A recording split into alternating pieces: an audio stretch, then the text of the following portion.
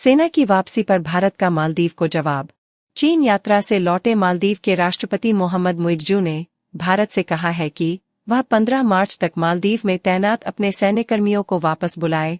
2023 मालदीव आम चुनाव के दौरान मुइज्जू की पार्टी का चुनावी वादा था कि अगर चुनाव में जीते तो भारतीय सैनिकों को मालदीव छोड़कर जाने को कहा जाएगा। भारत और मालदीव के बीच जारी कूटनीतिक विवाद गहराता जा रहा है। हालिया घटनाक्रम में द्वीपीय राष्ट्र की सरकार ने अपने देश से भारतीय सैनिकों को वापस भेजने की समय सीमा तय कर दी है। मालदीव के राष्ट्रपति ने भारत से कहा है कि 15 मार्च तक वह अपने सैनिकों को हटा ले। यह बयान उन्होंने चीन दौरे के बाद दिया है, जिसके वे समर्थक माने जाते हैं। इस बीच भारतीय सैनिकों की वापसी पर चर्चा के लिए दोनों देशों ने एक उच्चस्तरीय कोर समूह बनाया है। समूह ने रविवार सुबह विदेश मंत्रालय में एक बैठक की, जिसमें मालदीव में भारतीय राजदूत मुनु महावर भी शामिल हुए। नाजिम ने कहा कि राष्ट्रपति ने इस साल 15 मार्च से पहले मालदीव से भारतीय सैनिकों की वापसी को रविवार की बैठक के एजेंडे के रूप में लिया और शाम तक चर्चा जारी रही।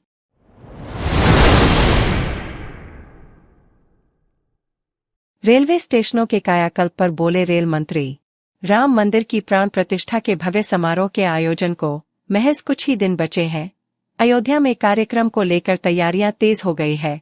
देश भर की कई जानी-मानी हस्तियां इस कार्यक्रम में शिरकत करेंगी। इसी बीच अयोध्या में हो रहे निर्माण कार्यों और रेलवे स्टेशन के कायाकल्प को लेकर रेल मंत्री अश्विनी वैष्णव ने कहा कि रेलवे स्टेशन लोगों के जीवन का अटूट हिस्सा है। इन्हें क्षेत्र की सांस्कृतिक विरासत की झलक के साथ संवारना चाहिए। साथ ही उन्होंने कहा कि रेलवे स्टेशन के कायाकल्प में सांस्कृतिक विरासत को संरक्षित और बढ़ावा देना चाहिए। उन्होंने कहा कि उत्तर प्रदेश के अयोध्या में रेलवे स्टेशन के कायाकल्प में आगामी राम मंदिर वास्तुकला की झलक मिलेगी। वहीं पुरी के स्टेशन में भगवान जगन्नाथ मंदिर की पारंपरिक वास्तुकाल की छवि दिखाई देगी। रेल मंत्री अश्विनी वैष्णव ने कहा कि स्टेशनों के डिजाइन को इस तरह से तैयार किया जा रहा है जिसमें सांस्कृतिक विरासत की झलक दिख सके। अन्य स्टेशनों को भी इस तरह की अवधारणा के साथ कायाकल्प किया जा रहा है।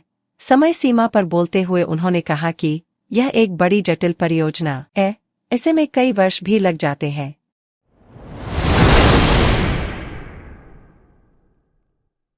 प्राण प्रतिष्ठा से पहले 1 लाख करोड़ रुपए का कारोबार। अयोध्या में 22 जनवरी को होने जा रही प्राण प्रतिष्ठा से पहले देश में अर्थव्यवस्था को पंख लग गए हैं। श्रीराम मंदिर के प्राण प्रतिष्ठा समारोह से पहले देश में 1 लाख करोड़ रुपए का व्यापार होने का अनुमान लगाया जा रहा है।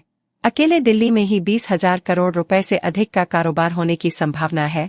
Confederation of all India traders के राष्ट्रीय महामंत्री प्रवीण खंडेलवाल ने दावा किया है कि 22 जनवरी से पहले देश भर में व्यापारी एवं दूसरे सामाजिक संगठनों द्वारा लगभग 30,000 से अधिक कार्यक्रम आयोजित किए जा रहे हैं।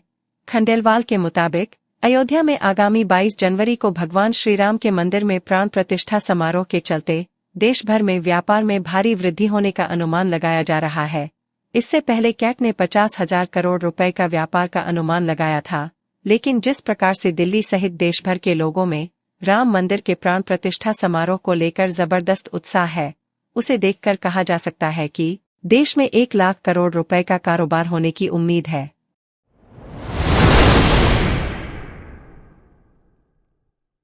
पीएम किसान योजना पर आया नया अपडेट। राज्य सरकारों के अलावा केंद्र सरकार भी कई तरह की लाभकारी और कल्याणकारी योजनाएं चलाती है। इन योजनाओं के जरिए हर जरूरतमंद और गरीब वर्ग तक लाभ पहुंचाया जाता है। ऐसी ही एक योजना किसानों के लिए भी चलाई जाती है, जिसका उद्देश्य किसानों की आर्थिक मदद करना है। इस योजना के अंतर्गत साल में 3 बार 2,000 रुपए दिए जाते हैं, यानी सालाना कुल 6,000 रुपए का लाभ।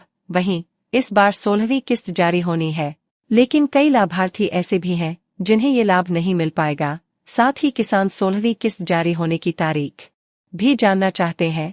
जिन किसानों ने अपने आवेदन फॉर्म में गलती की है, जैसे नाम गलत भरा है, आधार नंबर गलत दर्ज किया है, जेंडर गलत भरा है आदि, ऐसे किसानों की किस्त अटक सकती है। इसलिए जल्द से जल्द इन गलतियों को चेक कर ठीक करवा लें। जिन किसानों द्वारा दिए गए बैंक खाते की जानकारी भी गलत है, उनकी भी किस्त अटक सकती है। इसलिए एक बार आपके द्वारा दी गई जानकारी को चेक करें और अगर ये गलत है तो इसे अपडेट करवा लें, वरना आप किस्त के लाभ से वंचित रह सकते हैं।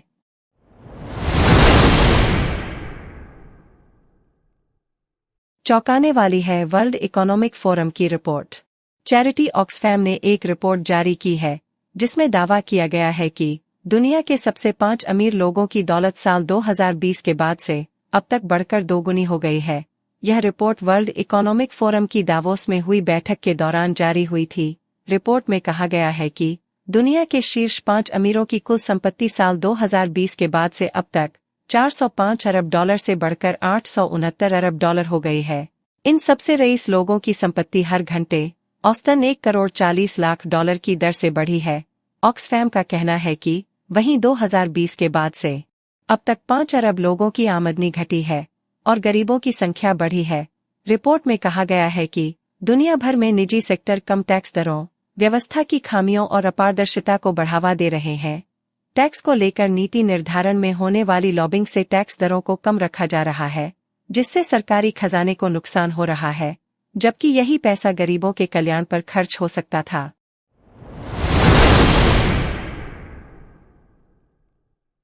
सचिन तेंदुलकर का डीप फेक वीडियो वायरल।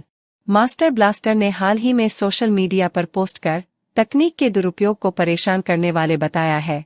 उन्होंने सोशल मीडिया हैंडल एक्स पर पोस्ट कर फैंस और सोशल मीडिया हैंडल से सतर्कता बरतने और गलत सूचना के प्रसार के खिलाफ त्वरित कार्रवाई का आग्रह किया है। सचिन ने डीप फेक वीडियो को शेयर करते हुए लिखा, ये वीडियो फर्जी है। तकनीक के बड़े पैमाने पर दुरुपयोग को देखना परेशान करने वाला है। सभी से अनुरोध करता हूं कि वे बड़ी संख्या में इस वीडियो, विज्ञापन और ऐप को रिपोर्ट करें। सोशल मीडिया को शिकायतों के प्रति सतर्क और उत्तरदायी होने की जरूरत है। गलत सूचना और डीप फेक के प्रसार को रोकने के लिए उनकी ओर से त्वरित कार्रवाई महत्वपूर्ण है। बता दें कि डीप फेक तकनीक से फोटो वीडियो से छेड़छाड़ की जाती है। इसे सिंथेटिक या डॉक्टर्ड फोटो वीडियो कहा जाता है। आर्टिफिशियल इंटेलिजेंस का उपयोग करके गलत तरीके से पेश किया जाता है। प्रतिरूपण करने के लिए डिजिटल तकनीक की मदद से दुर्भावनापूर्ण हेरफेर किए जाते हैं। यह साइबर अपराधियों के लिए व्यक्तियों, कंपनियों या यहां तक कि सरकारों की प्रतिष्ठा को नुकसान पहुंचाने का एक संभावित हथियार बन गई है।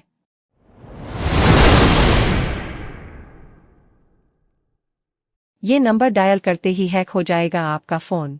दूरसंचार विभाग ने देश के करोड़ों मोबाइल यूजर्स को स्कैम 401 को लेकर अलर्ट जारी किया है। दूरसंचार विभाग ने एक्स पर अपने एक पोस्ट में कहा है कि किसी के कहने पर 401 डायल न करें। इसकी मदद से आपके सभी कॉल किसी नए नंबर पर डाइवर्ट किए जा सकते हैं और फिर आपके साथ धोखाधड़ी हो सकती है। साइबर ठग लोगों को फोन करके कुछ बातों में भरमाते हैं और फिर 401 डायल करने के लिए कहते हैं। इस नंबर के साथ ठग आपको अपने नंबर को भी डायल करने के लिए कहते हैं। ऐसा करते ही आपके फोन नंबर पर आने वाले कॉल ठग के नंबर पर फॉरवर्ड हो जाते हैं। ये साइबर ठग लोगों को फोन करके कहते हैं कि आपका एक पार्सल आया है, कृपया डिलीवरी के लिए एड्रेस कंफर्म करें। जब आप कहते हैं कि हमने तो कोई पार्सल मंगाया ही नहीं है, तो वे कहते हैं कि ठीक है, लेकिन यह पार्सल आपके नंबर पर बुक हुआ है तो आपको कैंसिल कराना होगा।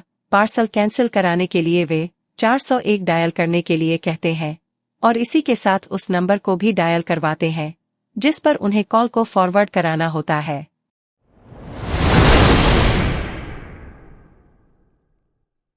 रिलीज हुआ फिल्म फाइटर का ट्रेलर। ट्रेलर की शुरुआत में ही आपको एयर स्ट्राइक की झलक देखने को मिलेगी। वहीं ट्रेलर में ऋतिक का तूफानी एक्शन भी होश उड़ाने वाला है।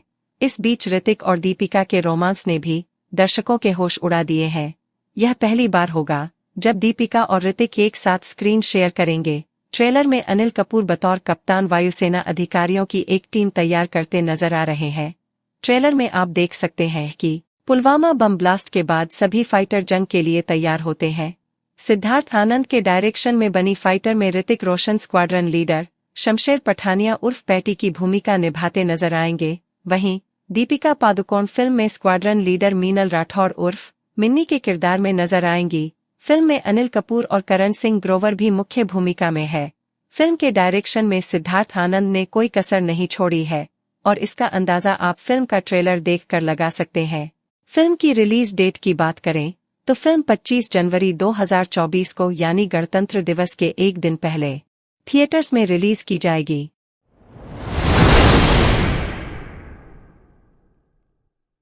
कोरोना अभियान के तहत पशुपालन शाखा फतेपुरा द्वारा घायल कबूतरों का उपचार किया गया।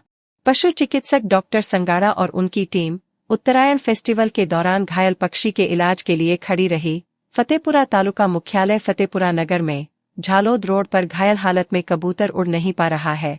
इसी जानकारी गुजरात राज्य पशु कल्याण बोर्ड गांधीनगर दाहोद जिला SPCA सदस्य शब्बीर भाई सुनेलवाला को मिलती है, जिसके बाद वे मौके पर गए और घायल कबूतर को पशु अस्पताल लेकर आए। फतेपुरा पशु चिकित्सक संगाड़ा, पशुधन निरीक्षक बलैया, देवराज प्रजापति, किरण भाई परमार, नीलेश भाई लबाना, राकेश भाई टीम के सदस्य द्वारा कोरोना अभियान पशुपालन शाखा फतेपुरा में इलाज किया गया और अबोला पक्षियों को उत्तरायण में इलाज किया गया।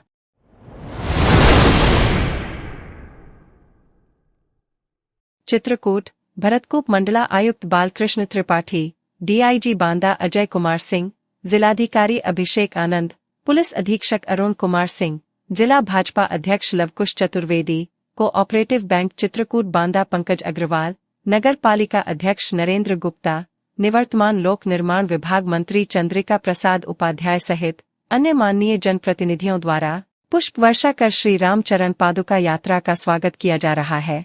आज जनपद चित्रकूट में भगवान श्री रामचंद्र के प्राण प्रतिष्ठा के लिए भरतकूप से चरण पादुका लेकर खोही चौराहे पर पहुंचे। रास्ते भर में चरण पादुका का स्वागत करने के लिए जनमानस में हर्षोल्लास के साथ पुष्प वर्षा भी की गई।